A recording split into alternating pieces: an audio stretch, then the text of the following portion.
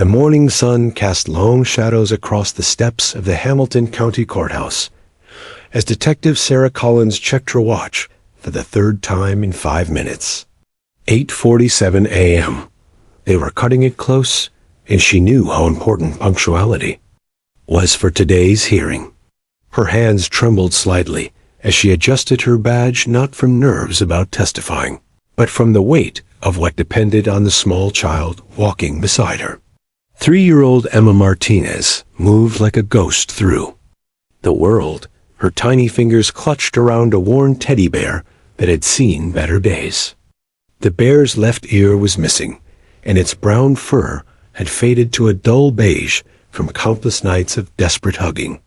Emma hadn't let go of it once since her rescue 8 months ago. Her dark eyes, once bright with the curiosity typical of toddlers, now held a vacant stare that broke the hearts of everyone who met her. "Come on, sweetheart," whispered Maria Santos, Emma's foster mother, as she gently guided the child up the courthouse steps. Maria had fostered dozens of children over the past 15 years, but Emma's case haunted her in ways she'd never experienced. The little girl who should have been chattering about cartoons and asking endless questions about everything she saw had not spoken a single word since the day police found her. Detective Collins had worked hundreds of cases during her 12-year career with the Hamilton County Sheriff's Department, but none had consumed her thoughts like this one. She'd seen the photographs from the warehouse raid images that still invaded her dreams. 23 children, ages 3 to 14, found in conditions that defied human decency. Most had been trafficked from other states, some from other countries. Emma was the youngest, and according to medical examinations, had been held captive for at least 6 months before her rescue. "Detective Collins?" Maria's voice carried a note of concern. "She's been rocking again this morning." Started around 5 a.m. Collins looked down to see Emma swaying slightly from side to side, a self-soothing behavior that emerged whenever she felt overwhelmed. The child psychologist, Dr. Rebecca Hayes, had explained that this was Emma's way of coping with anxiety and trauma. The rocking, combined with her selective mutism, painted a picture of a little girl whose mind had retreated deep inside itself for protection. "It's understandable," Collins replied softly, though her heart ached watching the tiny figure. "Big buildings, lots of people. It's a lot for anyone, especially someone who's been through what she has." As they approached the courthouse entrance, Collins couldn't help but think about the irony of their situation. Emma Martinez was the prosecution's key witness in what had become the largest human trafficking case in the county's history. Yet, she was a witness who couldn't or wouldn't speak. The medical team had found no physical damage to her vocal cords or hearing. Dr. Hayes had explained that Emma's silence was psychological, a trauma response that might never fully resolve. The courthouse lobby buzzed with the typical morning energy attorneys wheeling document cases, court reporters clutching their machines, families nervously waiting for their cases to be called. But Collins noticed how the usual chatter seemed too quiet as they walked through. Emma's presence had that effect on people. Something about her silent, wide-eyed stare made adults instinctively lower their voices and step more carefully. "Ms. Santos, Detective Collins?"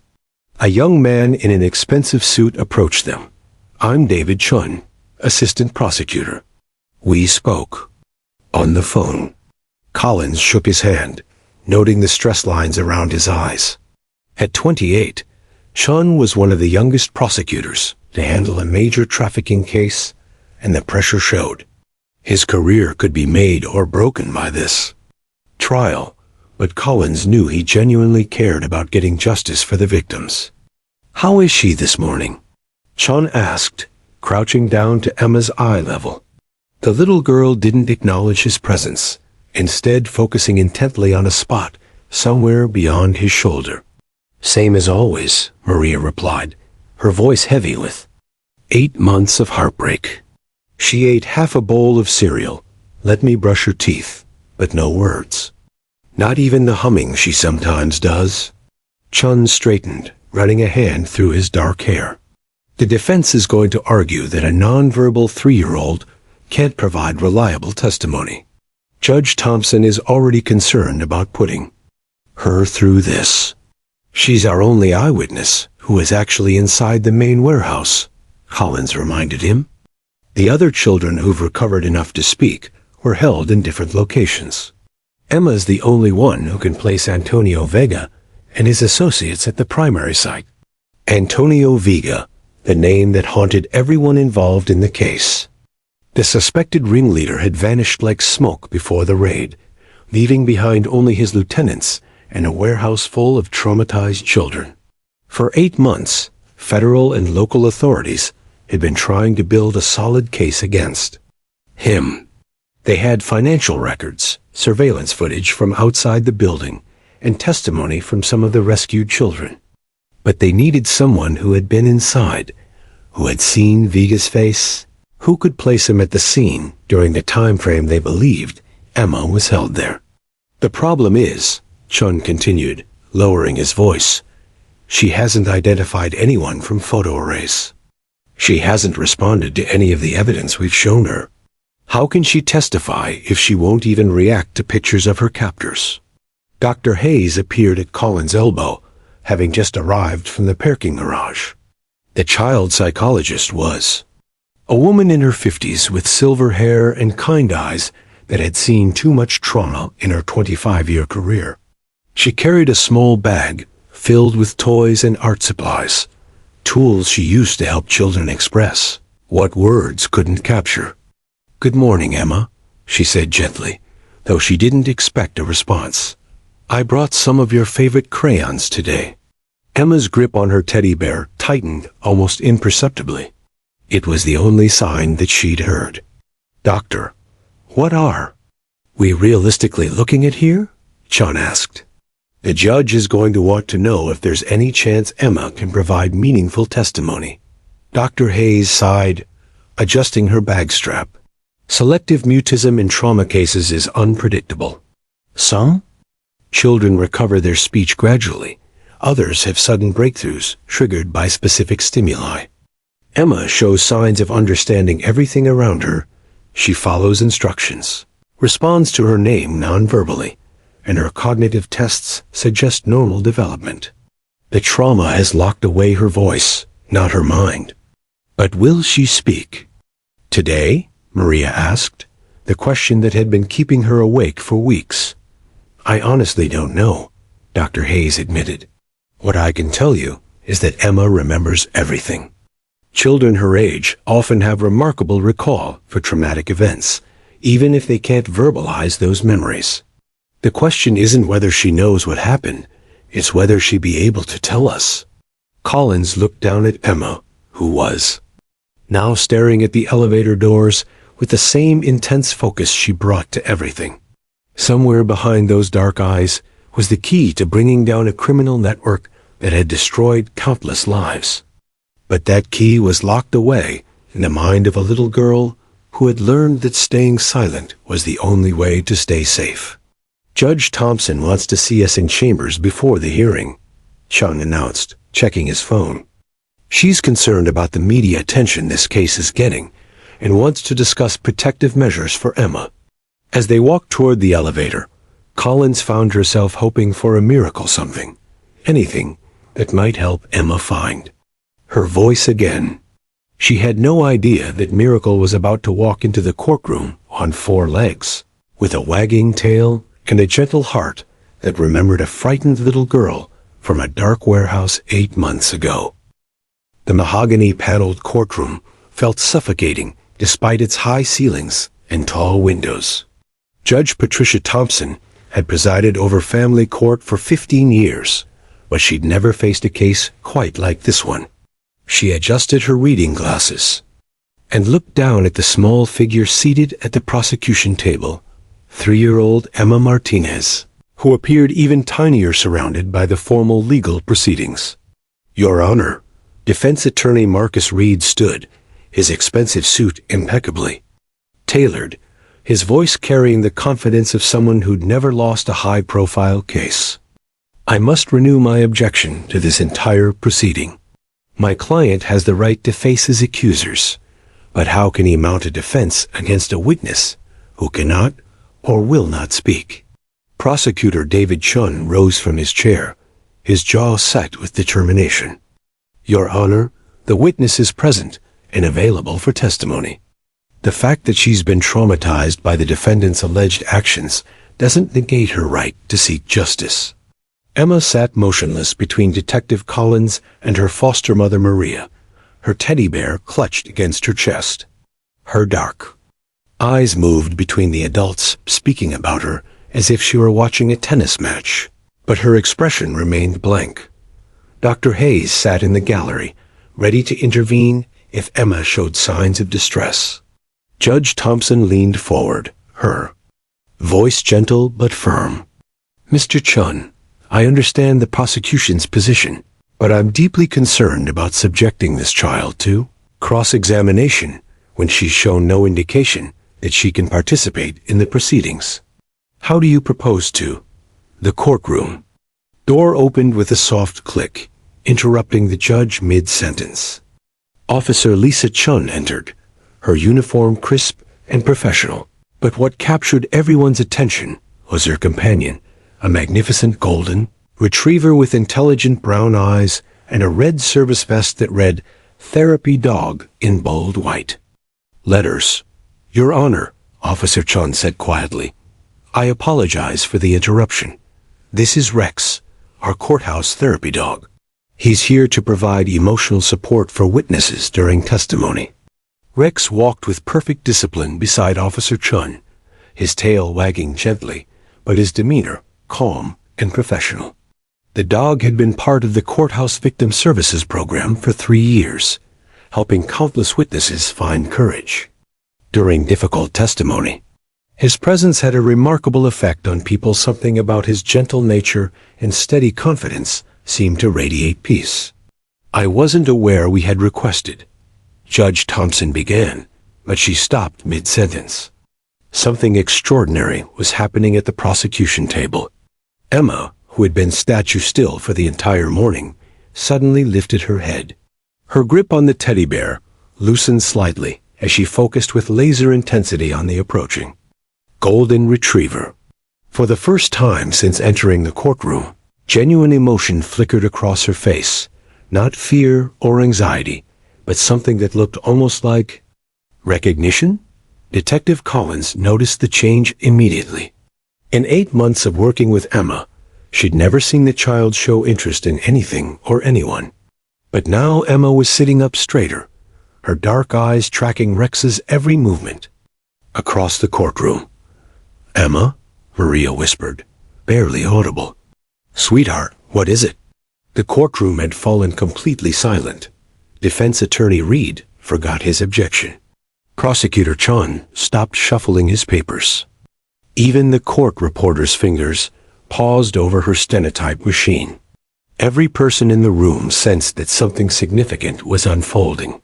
Rex, trained to read human emotions and respond appropriately, seemed to sense Emma's focused attention.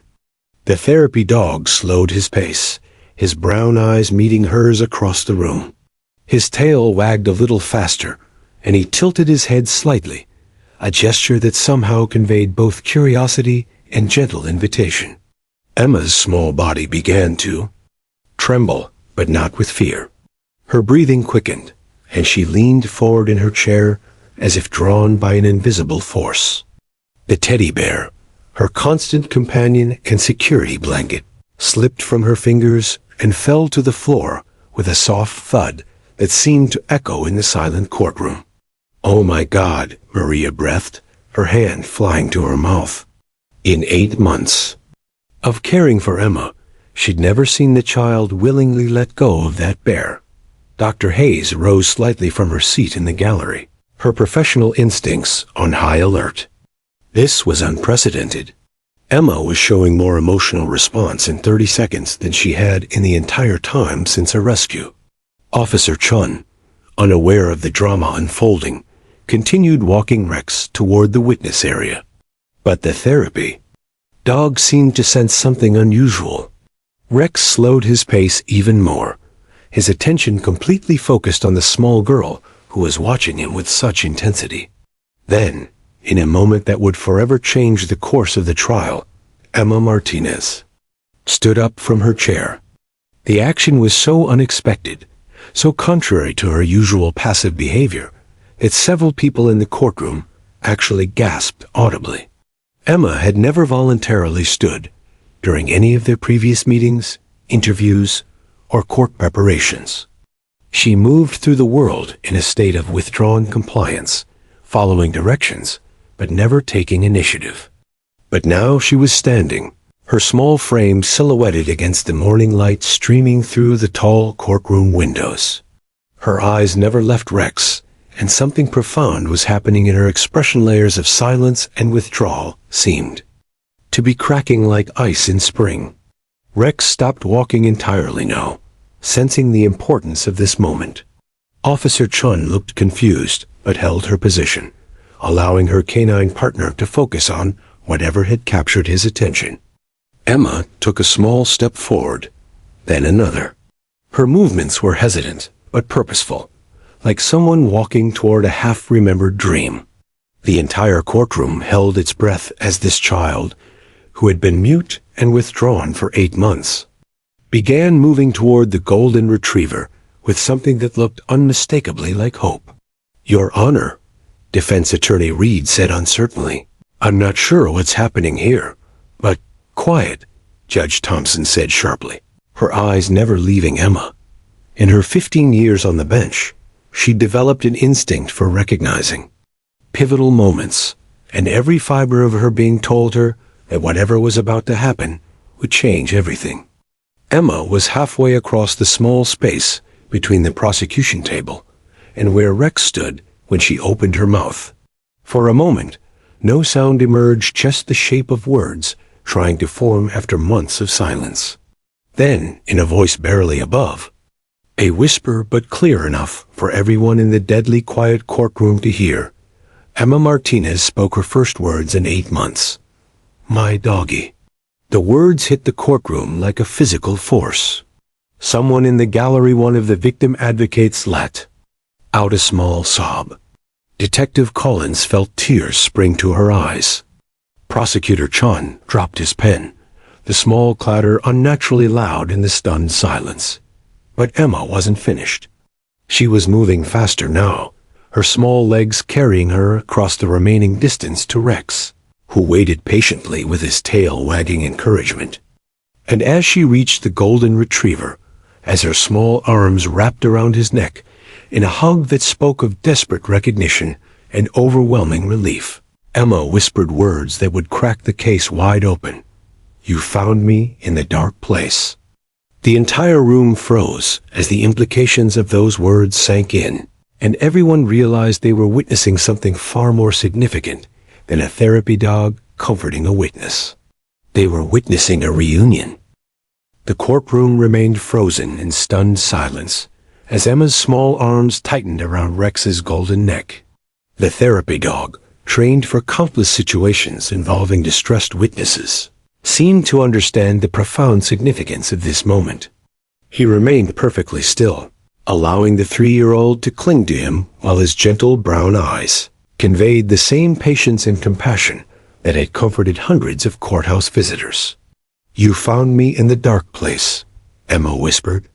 Again, her voice muffled against Rex's fur, but audible enough that court reporter Janet Mills's fingers began moving frantically across her stenotype machine. After 8 months of silence, every word was precious evidence. Officer Lisa Chun stood paralyzed, her mind racing as she tried to process what she was witnessing. In her 5 years handling Rex, she'd never seen him react to anyone with such immediate, intense recognition. The dog's tail was wagging not with his usual professional gentleness, but with genuine excitement, the kind of reunion joy she'd only seen when Rex encountered his trainer after long separations. Detective Sarah Collins felt her heart hammering against her ribs as the implications began to crystallize. She pulled out her smartphone with trembling fingers, scrolling through her contacts until she found the number she needed. Captain Rodriguez needed to hear about this immediately, but first she had to understand what was happening. "Emma, sweetheart," Dr. Hayes said softly, moving from the gallery toward the remarkable scene unfolding in the center of the courtroom. Her professional instincts told her to approach carefully breakthrough moments like this were fragile and could shatter if handled roughly. "Can you tell us more about the dark place?" Emma looked up from Rex's neck, her dark eyes bright with tears, but clearer than anyone had seen them since her rescue. For the first time in 8 months, she seemed fully present, fully engaged with the world around her. "It was scary," she said, her small voice growing stronger with each word. "The bad men put me in the little room under the ground. I couldn't see anything. I was so cold." Judge Thompson leaned forward in her chair, her judicial composure cracking as she watched this transformation. In 15 years of presiding over family court, she'd seen children testify about unspeakable horrors, but she'd never witnessed a breakthrough quite like this. "And Rex was there?" Dr. Hayes prompted gently, kneeling beside Emma and the golden retriever. Emma nodded vigorously, her small hands stroking Rex's soft ears. "He came down the stairs. I heard his paws on the wood tap, tap, tap.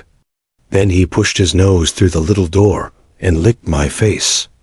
Officer Chun's mind was spinning. She grabbed her radio from her utility belt, her voice urgent but controlled. "Dispatch, this is Officer Chun. I need you to pull Rex's service records immediately. Focus on any warehouse operations from 8 months ago." "Emma," Detective Collins said, moving closer but keeping her voice calm and reassuring. "You said Rex found you in the dark place. Can you remember what happened after that?" The little girl's face scrunched in concentration, and for a moment, the adults feared she might retreat back into her protective silence. But Rex seemed to sense her distress and nuzzled her cheek gently, providing the comfort she needed to continue. "He wouldn't leave me," Emma said wonderingly, as if the memory still amazed her. "The other police came, but Rex stayed right next to me. When they carried me up the stairs, he walked beside us. His fur was so soft, and he smelled like like." She struggled for the words. "Like what, sweetheart?"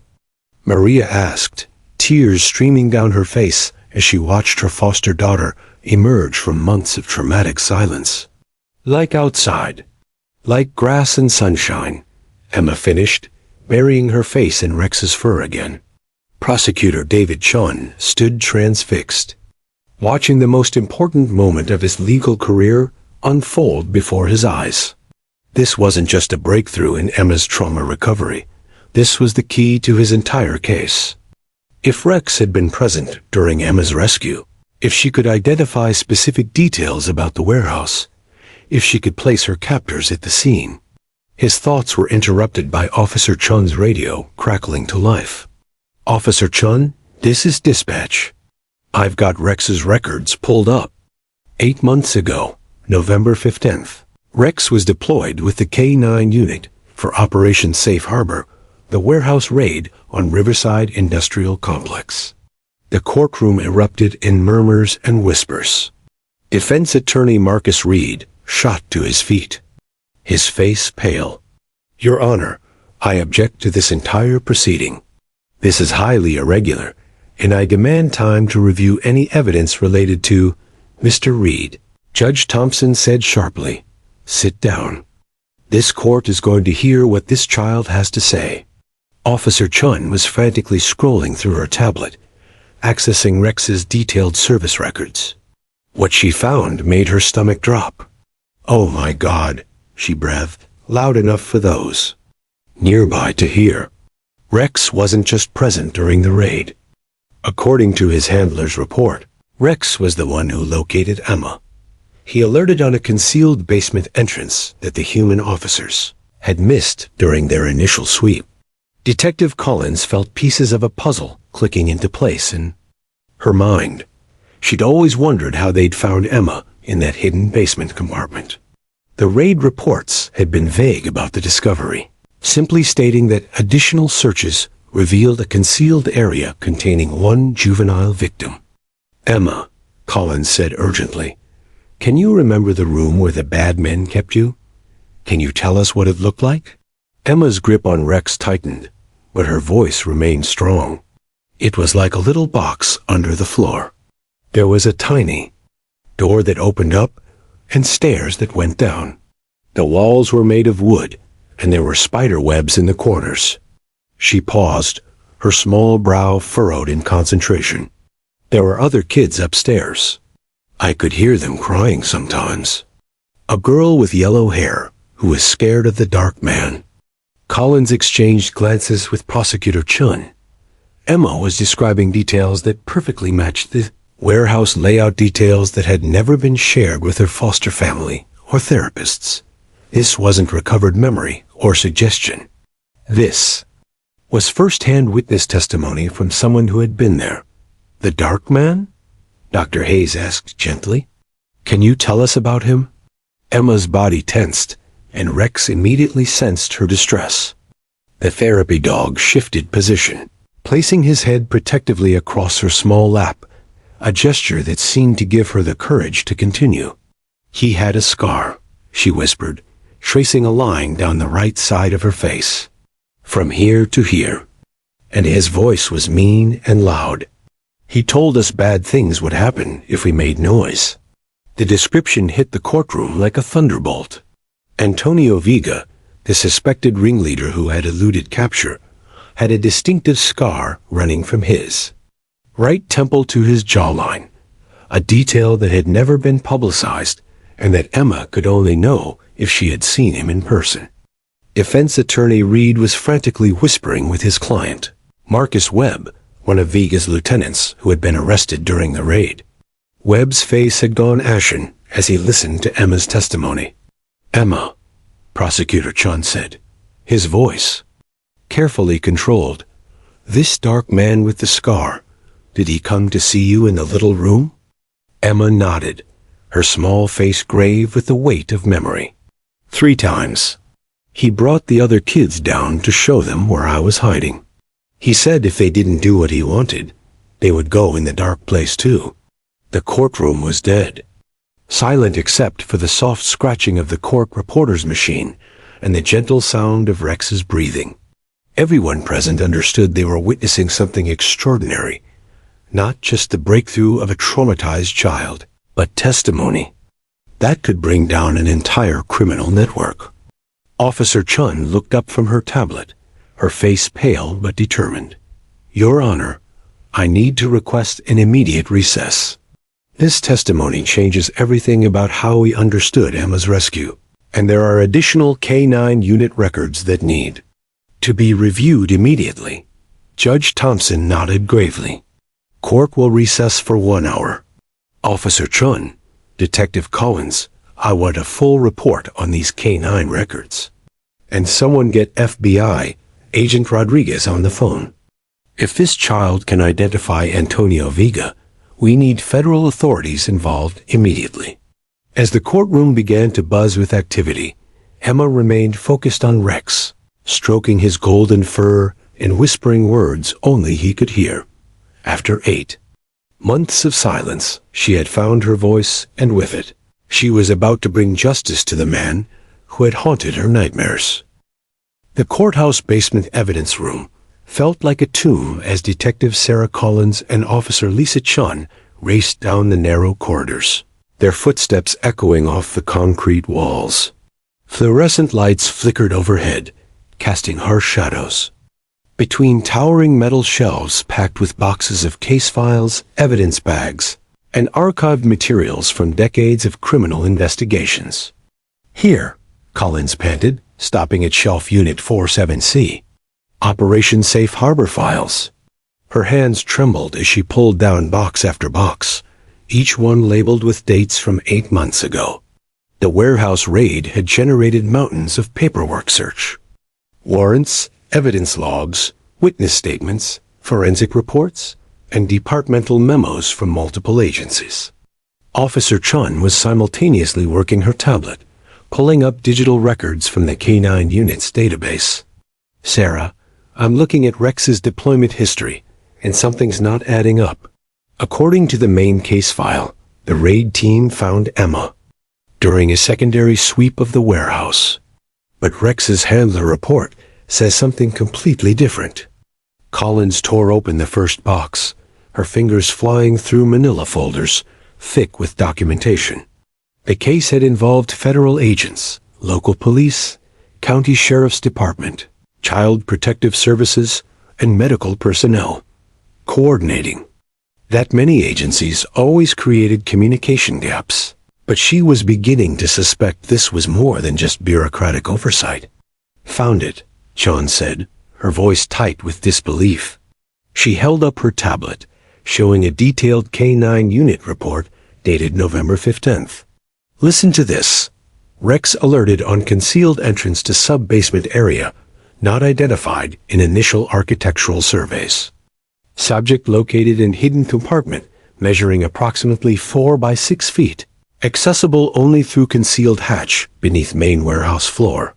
Rex maintained protective position with victim throughout extraction process, showing high levels of bonding behavior typically associated with extended contact situations." Collins stopped rifling through papers and stared at her colleague. "Extended contact situations? What the hell does that mean?" "It means Rex didn't just find Emma randomly during the raid," Sean said, scrolling through more detailed notes. "Look at this timestamp. Rex located Emma at 2:47 a.m., but the raid didn't even begin until 3:15 a.m. The implications hit both women simultaneously. Collins felt the blood drain from her face as she processed what they were discovering. "Lisa, are you telling me that Rex found Emma before the official raid began?" Chun nodded grimly, pulling up additional files. According to this report, Rex was part of a preliminary reconnaissance team that swept the perimeter at 2:30 a.m. He broke away from his handler and went straight to that concealed basement entrance. When they found him, he was already with Emma, and he refused to leave her side. Collins grabbed the phone mounted on the evidence room wall and dialed Captain Rodriguez's direct line. While it rang, she continued pulling files from the box, looking for any mention of Rex's discovery in the main case reports.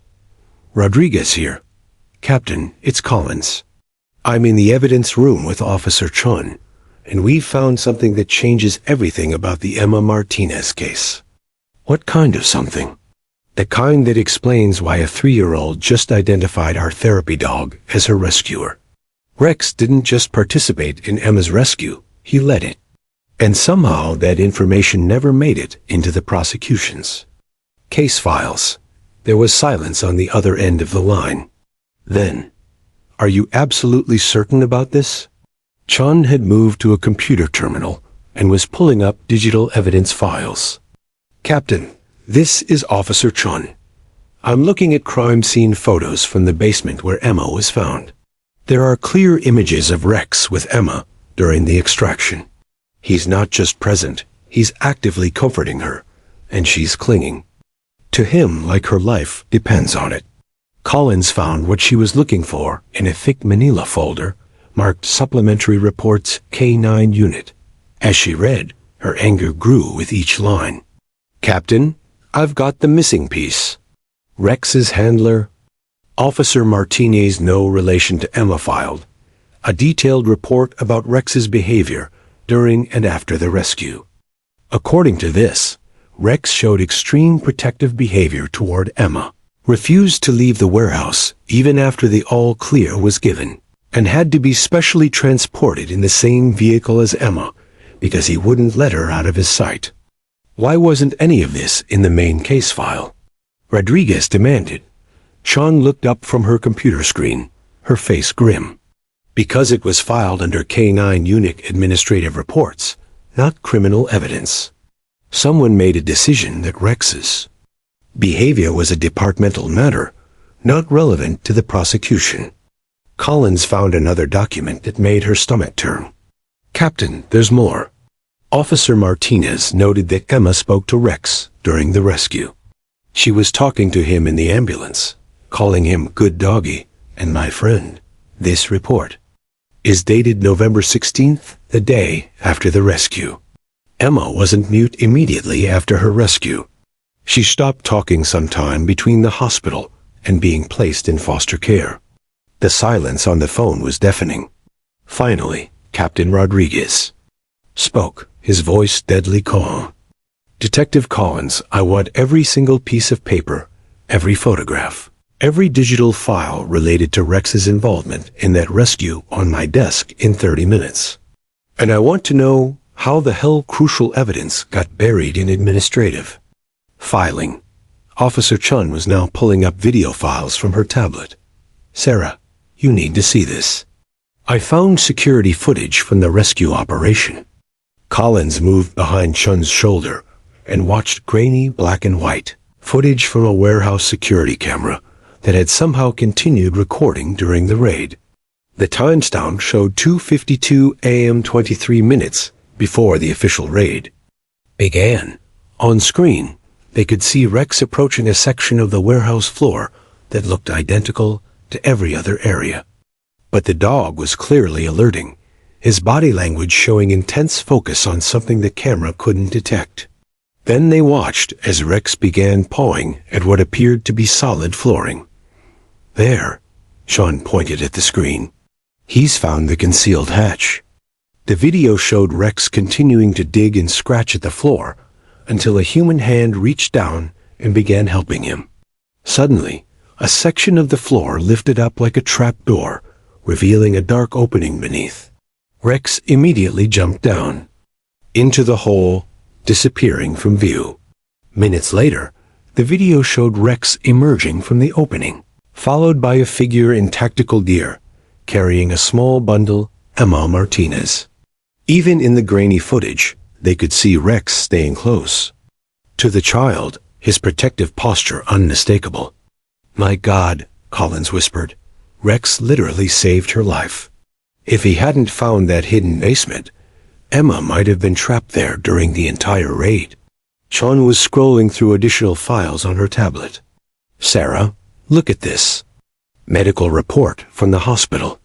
Emma was severely dehydrated and hypothermic when they found her. The doctor estimated she had maybe 6 to 8 hours left before her condition became life-threatening. Collins felt a chill run down her spine. Rex hadn't just rescued Emma, he had saved her from dying in that hidden basement. The therapy dog she'd seen dozens of times around the courthouse, the gentle animal who comforted scared witnesses, was actually the hero who had prevented Emma from becoming another tragic statistic. There's something else, John said, her voice barely above a whisper. According to this psychological evaluation from the hospital, Emma kept asking for the doggy during her first week of recovery. The staff thought she was asking for a stuffed animal. Collins grabbed the phone again. Captain, we need to get Prosecutor Chun down here immediately. And call Judge Thompson. She needs to know that Emma's testimony isn't just recovered memory. She's been trying to tell us about Rex for 8 months, but nobody was listening. As they continued uncovering the buried evidence of Rex's heroic role in Emma's rescue, both women realized they were looking at more than just administrative oversight. This was a massive failure of the justice system. Crucial evidence that could have helped Emma heal had been lost in bureaucratic shuffling, leaving a traumatized child unable to tell anyone about the dog who had saved her life. Until today, when Rex walked into that courtroom and Emma finally found her voice again.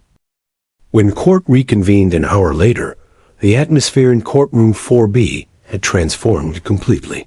Word of Emma's breakthrough had spread through the courthouse like wildfire, and the gallery was now packed with additional law enforcement officials, social workers, and victim advocates.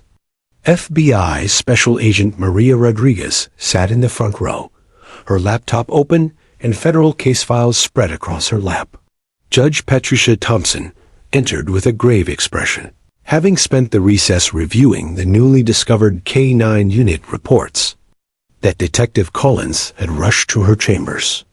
The documents painted a dramatically different picture of Emma's rescue than anyone had previously understood. "Ladies and gentlemen," Judge Thompson announced, her voice carrying unusual weight. "Before we proceed, I want to establish some ground rules. What we witnessed before the recess was extraordinary, and I want to ensure this child is protected while we allow her testimony to continue." Emma sat at the prosecution table, but everything about her posture had changed. Where before she had been withdrawn and vacant, she now sat upright with alert eyes. Most remarkably, Rex lay on a special mat beside her chair in arrangement. Judge Thompson had approved after consulting with Dr. Hayes. The therapy dog's presence seemed to act as a bridge between Emma's traumatic past and her ability to communicate. "In the present, Emma," Dr. Hayes said gently, approaching the witness area with a child-sized chair, "we'd like to hear more about what you remember. But remember, you're safe now, and Rex is right here with you." Emma looked down at Rex, who lifted his golden head and gazed at her with those patient brown eyes that had seen her through her darkest moments. She reached out and stroked his ears, a gesture that seemed to center her and give her strength. "The bad place wasn't just where I was," Emma began, her voice stronger than anyone had heard it. "There were lots of rooms upstairs, too. A dark man would bring other kids to see me sometimes." Prosecutor David Chun leaned forward, his pen poised over his legal pad. This was testimony he'd never dared hope for detailed, first-hand accounts. From inside the trafficking operation. "Can you tell us about the other children, Emma?" Dr. Hayes prompted gently. Emma's small brow furrowed in concentration. "There was Lucy she had yellow hair like sunshine. And Miguel, who spoke different words than me. And Sarah, who was older and tried to take care of the little ones." Detective Collins felt her breath catch. Those names matched 3 of the children they'd rescued from the warehouse, but Emma had been kept separate from the others. How could she know their names unless... "Emma," Collins said carefully, "did you see these other children while you were in the little room under the floor?" "Sometimes the dark man would bring them downstairs," Emma replied, her grip tightening on Rex's fur. "He would show them my hiding place and say mean things. He said if they didn't do what he wanted, they would go in the dark room like me." The courtroom was dead silent, except for the soft clicking of FBI Agent Rodriguez's laptop keys as she cross-referenced Emma's testimony with federal case files. "What else do you remember about the dark man?" Dr. Hayes asked. Emma traced a line down the right side of her face, exactly as she had before. "He had the scar from here to here, and he wore a ring with a snake on it. He smelled like cigarettes and something else ... something bad." Agent Rodriguez looked up sharply from her laptop. Antonio Vega was known to wear a distinctive signet, ring with a serpent design, a detail that had never been made public. "Emma," Prosecutor Chun said, his voice carefully controlled, "you're being very brave. Can you tell us what happened the night Rex found you?" Emma's eyes lit up as she looked down at the golden retriever. "I was so scared and cold. I hadn't had water for a long time, and my tummy hurt. I was trying to be quiet because the dark man said bad things would happen if I made noise." She paused, stroking Rex's head. "And I heard something upstairs, not the usual sounds, different sounds. And then I heard paws on the wooden stairs. Tap, tap, tap." Officer Lisa Chun felt tears welling in her eyes as she listened to Emma describe Rex's approach from the child's perspective. "The little door to my hiding place was stuck," Emma continued, "but I heard scratching and digging above me. Then suddenly, there was light just a little bit, and I saw a nose poking through." Emma giggled slightly, the first time anyone had seen her display genuine joy since her rescue. "His nose was so wet and cold when he licked my face. I wasn't scared of him because his eyes were kind not mean like the dark man's eyes. What happened then? Dr. Hayes asked, though she suspected she already knew from the K9 unit reports. Rex squeezed through the little opening and sat with. Hi. He was warm and soft, and he made a humming sound in his chest that made me feel safe. Then more people came, but Rex wouldn't leave me. When they carried me up the stairs, he walked right beside us. Emma looked around the courtroom, seeming to realize for the first time that many adults were listening intently to her words. In the ambulance, Rex sat next to me the whole time. I told him thank you for finding me, and I promised I would always remember him. But then, her voice trailed off, and she looked confused. What happened then, sweetheart? Maria, her foster mother, asked gently. Then I went to the white room with the doctors, and Rex couldn't come with me. I kept asking for my doggie, but nobody understood. They thought I wanted a toy. Emma's voice became sad. I tried to tell people about the good doggie who saved me, but the words got stuck inside. Dr. Hayes nodded knowingly. Sometimes when very scary things happen, our minds protect us by making it hard to talk. But seeing Rex again helped the words come back, didn't it? Emma nodded vigorously. When I saw him walk into the room today, I remembered everything. All the words came back because I finally found my hero again. Agent Rodriguez stood up, her laptop closed.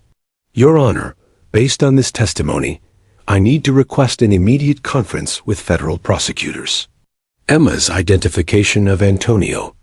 Vega's physical characteristics and personal effects provides corroboration for several aspects of our ongoing investigation.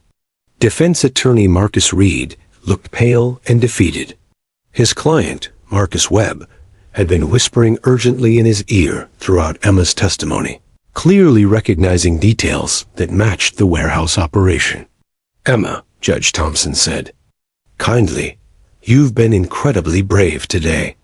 Is there anything else you want to tell us about Rex or about what happened to you? Emma stood up from her chair and walked over to Rex, wrapping her small arms around his neck once more. I want everyone to know that Rex is a hero. He saved my life, and he saved all the other kids too. He's the best doggie in the whole world. As she hugged Rex, the therapy dog's tail wagged gently, and he nuzzled her cheek with the same gentle affection he had shown 8 months ago in that dark basement. The courtroom watched in amazement as this remarkable child and her canine rescuer demonstrated the power of healing, memory, and the unbreakable bonds formed in moments of crisis. For the first time in 8 months, Emma Martinez was no longer a silent victim. She was a powerful witness, ready to help bring justice to those who had hurt her and countless other children. The courtroom crackled with electric tension as FBI Special Agent Maria Rodriguez opened her laptop and displayed a series of photographs on the prosecution's monitor. Emma Martinez, now sitting confidently beside Rex with her small hand resting on his golden fur, looked at the images with a clarity that stunned everyone present. Emma, Agent Rodriguez said gently, I'm going to show you some pictures of different people. If you recognize anyone, just tell us. If you don't, that's okay too. The first photograph appeared on the screen, a middle-aged man with graying hair and kind eyes. Emma shook her head immediately. I don't know him. The second photo showed a woman with dark hair pulled back severely. Again, Emma showed no recognition. Then the third photograph filled the screen, and the courtroom collectively held its breath.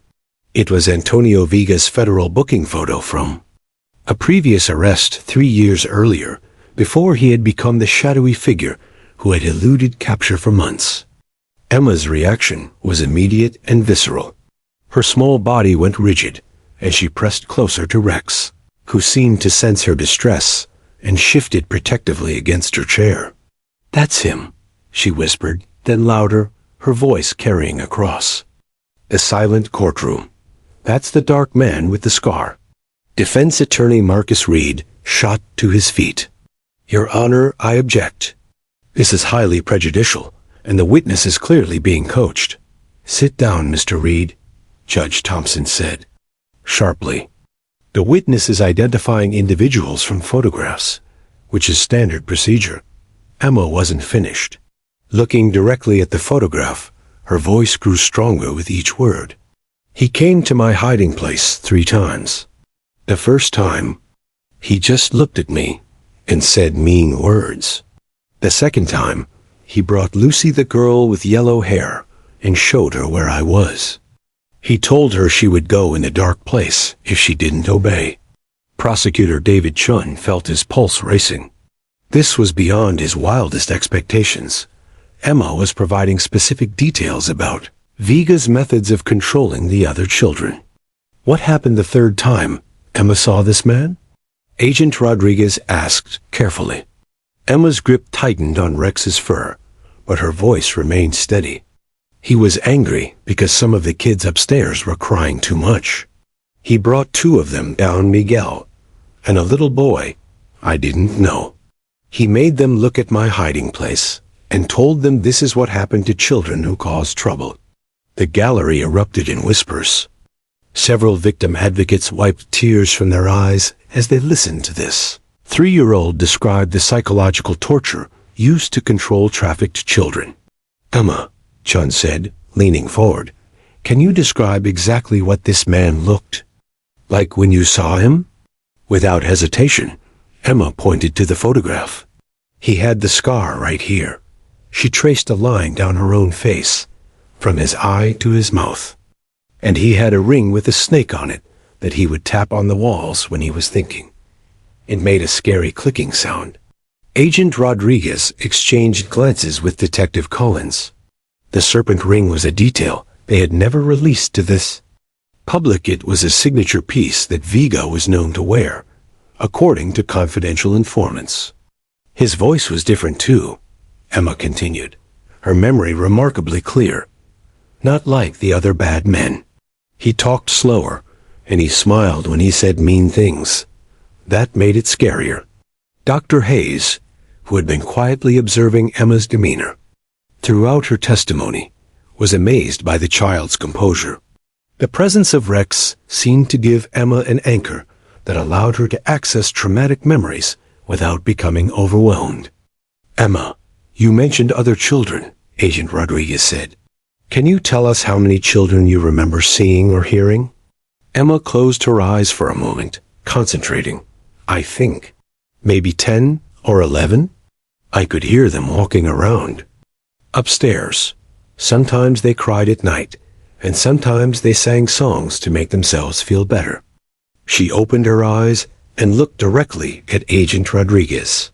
Lucy had a beautiful voice. She would sing lullabies, and even though I was scared in the dark place, her singing made me feel less alone. The federal agent made notes rapidly. Emma's estimate of 10 to 11 children matched exactly with the number they had rescued from the warehouse, plus 2 who had been moved to other locations just before the raid. Did you ever see any other adults besides the dark man? Chun asked.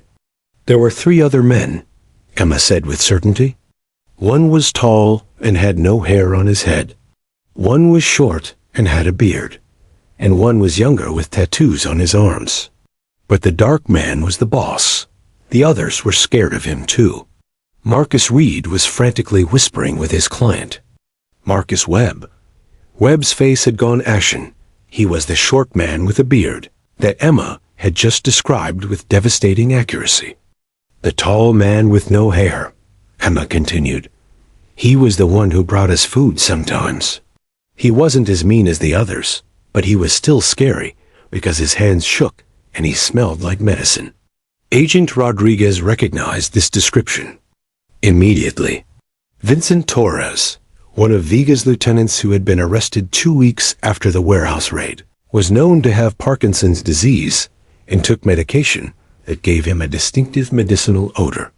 Emma, Judge Thompson said gently, you're being incredibly brave. Is there anything else you remember about the place where you were kept? Emma nodded enthusiastically. There was a big room upstairs, where all the children stayed during the day. It had windows, but they were covered with black paper, so no one could see in or out. And there was a kitchen where the tall man made food, but it didn't taste good. She paused, then added detail that made several law enforcement officials exchange significant glances, and there were cameras in all the rooms. Little black boxes up high on the walls.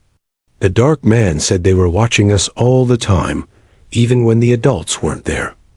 This corroborated FBI intelligence about Vega's operation. The surveillance equipment had been a key component of his control system, allowing him to monitor the children remotely and ensure compliance with his rules. The cameras scared the other kids more than they scared me, Emma said matter-of-factly, because I was in the dark place where there weren't any cameras. Sometimes I felt safer in the dark because the dark man couldn't watch me there. Agent? Rodriguez realized they were listening to the most detailed, insider account of Vega's trafficking operation that law enforcement had ever obtained. Emma's testimony was providing crucial insights into how the criminal network operated, controlled victims, and maintained security. Emma, Sean said, his voice filled with admiration for this brave little girl. Is there anything else you think we should know about what happened to you and the other children? Emma looked around the packed courtroom, then down at Rex, who gazed back at her with encouraging eyes. I want everyone to know that even though scary things happened, there were good people too. Rex saved me, and the police officers were kind when they found us. And Maria, she looked at her foster mother, takes good care of me now. Then, in a voice that carried the weight of wisdom far beyond her 3 years, Emma added, the dark man wanted us to be scared forever, but we don't have to be. We can be brave and tell the truth, and that helps catch the bad people so they can't hurt other kids. The courtroom erupted in spontaneous applause, with even some of the hardened law enforcement officials wiping tears from their eyes. Emma Martinez had transformed from a silent victim into a powerful advocate for justice, and her testimony was about to bring down one of the most dangerous trafficking networks the FBI had ever encountered. The FBI field office in downtown Cincinnati had transformed into a war room within hours of Emma's explosive testimony. Special Agent Maria Rodriguez stood before a massive wall-mounted display showing a complex web of connections photographs, locations, financial records, and surveillance footage that painted the most complete picture of Antonio Vega's trafficking network that federal authorities had ever assembled. Emma Martinez just handed us the Rosetta Stone, Rodriguez announced to the packed briefing room filled with FBI agents, local detectives, U.S. Marshals, and prosecutors from 3 different states. Every detail she provided has checked out, and it's allowing us to connect dots we never even knew existed. Detective Sarah Collins sat in the front row, still processing the magnitude of what had unfolded in the courtroom. Her phone buzzed constantly with updates from law enforcement agencies across the region.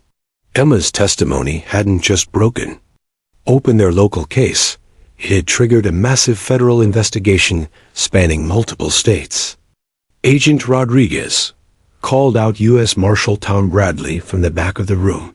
What's our immediate action plan?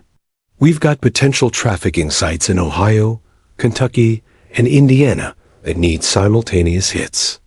Rodriguez clicked to the next slide, showing a detailed timeline. Operation Safe Harbor 2 launches at 05:00 tomorrow morning. Based on Emma's descriptions of the warehouse layout and Vega's operational methods, we've identified 7 high-priority locations. But here's the game-changer. Emma remembered something about a special room that Vega mentioned to other children. The room fell silent as Rodriguez displayed a hand-drawn map that Emma had created with Dr. Hayes after her testimony.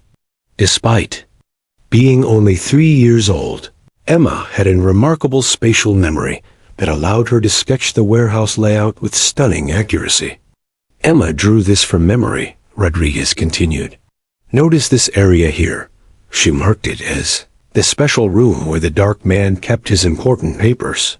Our architectural analysis suggests this could be a hidden office or records room that we missed during the original raid. Detective Collins leaned forward. Agent Rodriguez, are you saying there might be additional evidence still at the original warehouse site? That's exactly what I'm saying. Emma also mentioned hearing Vega make phone calls from this room. She said he would speak in different words, possibly foreign languages, and that she could hear him moving papers around. If there's a hidden office with records of his entire operation, ... The implications hung in the air like electricity. Financial records, client lists, transportation routes, other trafficking locations. A hidden office could contain the evidence needed to dismantle Vega's entire network. FBI technical specialist Jennifer Park raised her hand. Agent Rodriguez, I've been analyzing the surveillance footage Emma mentioned. She described the cameras as little black boxes up high. We recovered some equipment from the warehouse. But if Vega was as sophisticated as Emma's testimony suggests, there might be off-site storage of surveillance recordings. Exactly what I was thinking, Rodriguez replied. Emma mentioned that the cameras made her feel like the dark man was always watching. That suggests a remote monitoring system. If we can locate the monitoring station ... U.S. Attorney David Park stood up from his seat near the windows. Ladies and gentlemen, I want everyone to understand the scope of what we're dealing with here. Emma's testimony has provided probable cause for federal warrants in 3 states. We're not just going after the remaining members of Vega's immediate crew, we're going after an entire trafficking pipeline. Rodriguez clicked to a new slide showing financial records. Emma's description of Vega's snake ring led us to trace some banking records. That ring appears in surveillance footage from 3 different banks where large cash deposits were made. We're talking about a multi-million-dollar operation. The door burst open, and Agent Jake Morrison rushed in, his face flushed with excitement. Agent Rodriguez, you need to see this immediately. We just got word from the field team at the warehouse. What did they find? Emma was right about the hidden office. We found it behind a false wall, exactly where her drawing indicated. It would be. And Rodriguez, it's a gold mine. Financial records, client communications, transportation schedules, and a database with information on over 200 children who passed through Vega's network in the past 2 years. The briefing room erupted in murmurs of amazement and determination. Detective Collins felt tears spring to her eyes as she realized the magnitude of what Emma's courage had accomplished. There's more, Morrison continued. We found Vega's personal computer, and it was still logged into an encrypted communication system. Our cyber crimes unit is tracking the network connections in real time. We've identified active trafficking locations in 7 states.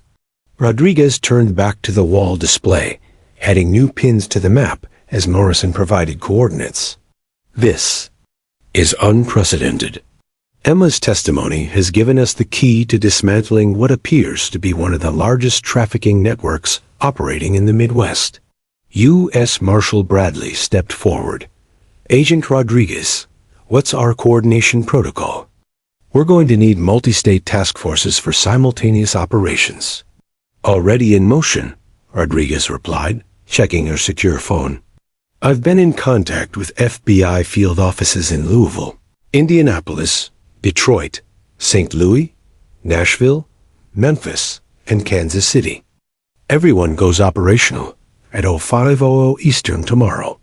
Dr. Rebecca Hayes, who had been quietly observing from the back of the room, raised her hand.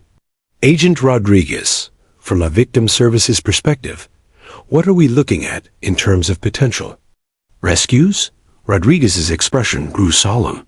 Based on the database Morrison's team found, we're potentially looking at rescuing dozens of children. Some as young as Emma was when she was taken. Dr. Hayes, I need you to coordinate with Child Protective Services in all 7 states. We're going to need trauma specialists, medical teams, and emergency foster care placements. Collins stood up, her voice filled with determination. Agent Rodriguez, I want to be part of this operation. Emma trusted us with her story, and I want to see this through to the end. Detective Collins, you've earned that right, Rodriguez replied. You'll be part of the Ohio task force, hitting the secondary locations. As the briefing continued, with tactical planning and resource allocation, Collins couldn't help but think about Emma Martinez.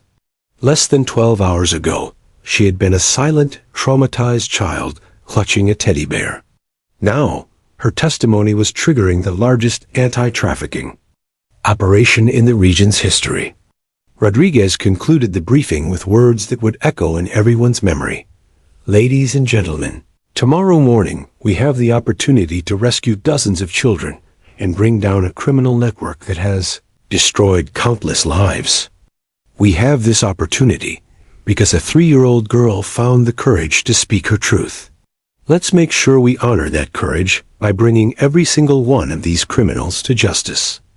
As the agents and officers filed out of the briefing room, their phones already buzzing with operational details and coordination calls, Collins received a text message from Maria Santos, Emma's foster mother. Emma asked me to tell you that. She hopes Rex gets to help save more children like he saved her. Collins smiled through her tears, knowing that tomorrow's operations would indeed save more children, all because of Emma's extraordinary bravery and the unbreakable bond between a little girl and the therapy dog who had refused to leave her. Sighed in her darkest hour. The domino effect Emma had triggered would topple criminal operations across 7 states. But more importantly, it would bring dozens of trafficked children home to safety. 18 months after Emma Martinez first pointed at Rex in that Hamilton County courtroom, the same building buzzed with a very different kind of energy. The grand atrium was decorated with blue and gold ribbons and a banner reading Heroes. Among Us, honoring K-9 units in victim services, stretched across the marble walls. Local media crews positioned their cameras as distinguished guests filed into the ceremonial hall. Emma, now 4.5 years old, stood confidently at the podium microphone that had been lowered to accommodate her small stature. Gone was the silent, withdrawn child who had once clutched a teddy bear like a lifeline. In her place stood a bright, articulate little girl, wearing a navy blue dress with a golden retriever pin on her collar, a gift from Officer Lisa Chun. My name is Emma Martinez, she began, her clear voice carrying across the packed auditorium, and I want to tell you about my hero. The audience, comprised of law enforcement officials, federal agents, victim advocates, foster families, and rescued trafficking survivors, listened with rapt attention.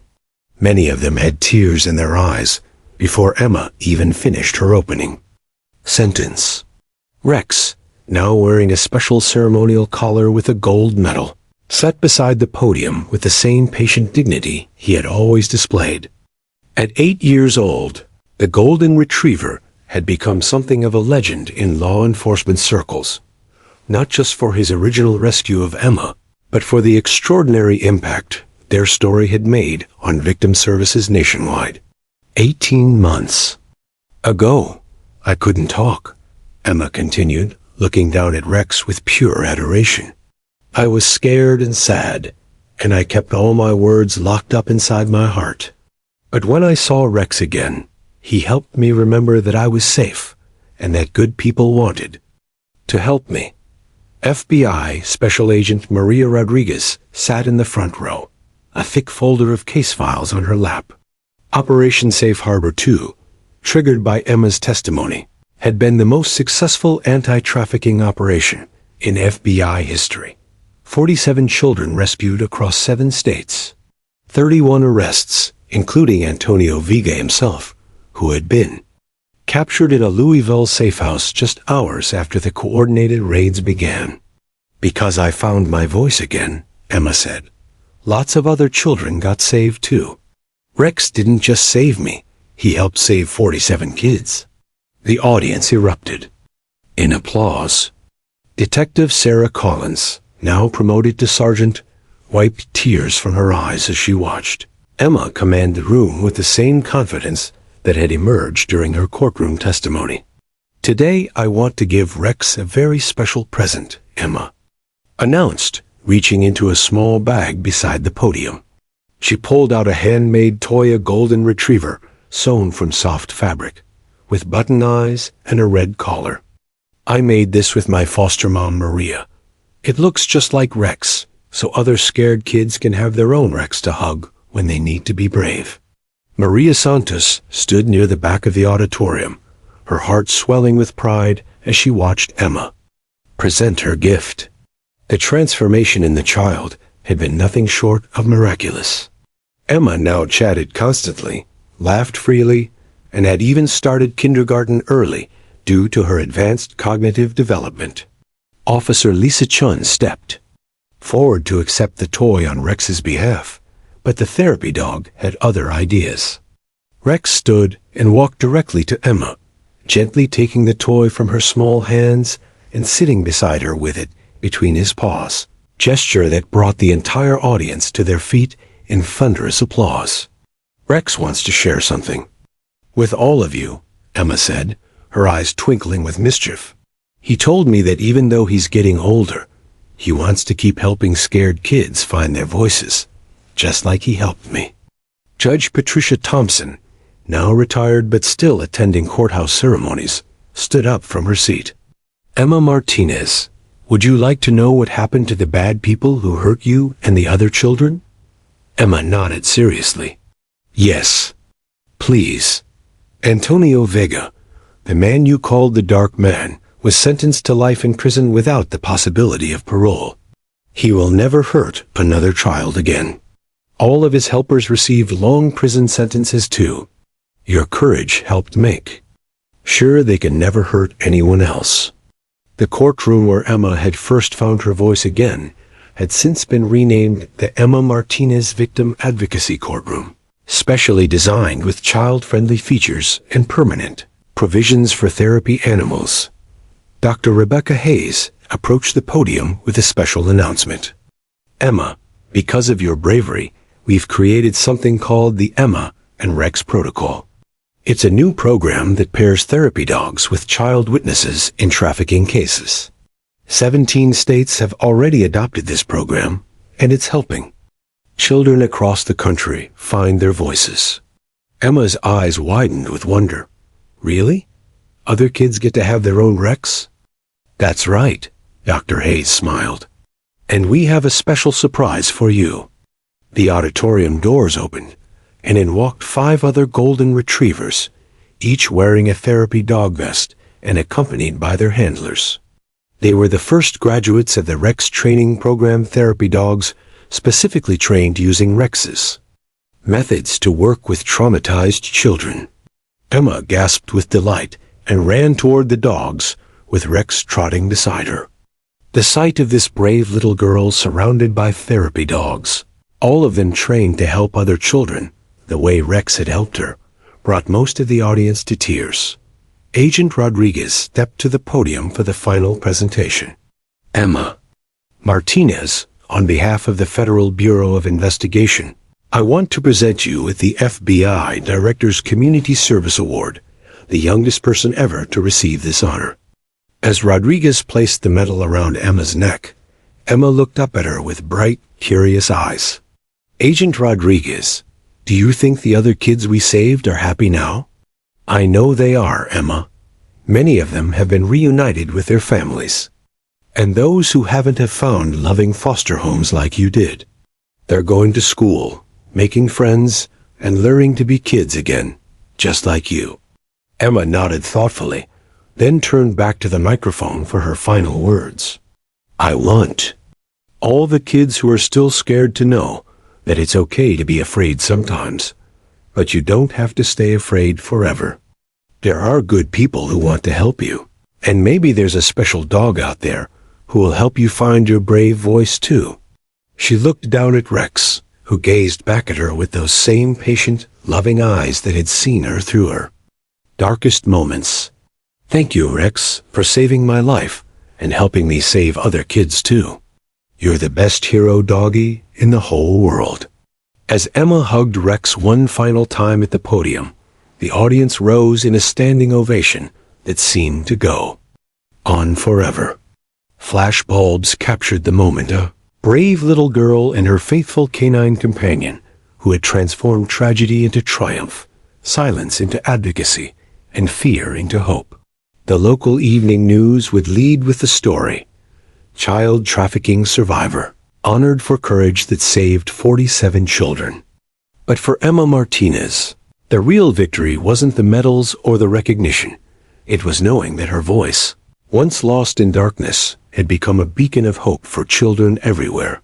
And beside her always, tail wagging with quiet pride, Rex continued his work as a therapy dog, ready to help the next frightened child find their courage and their voice.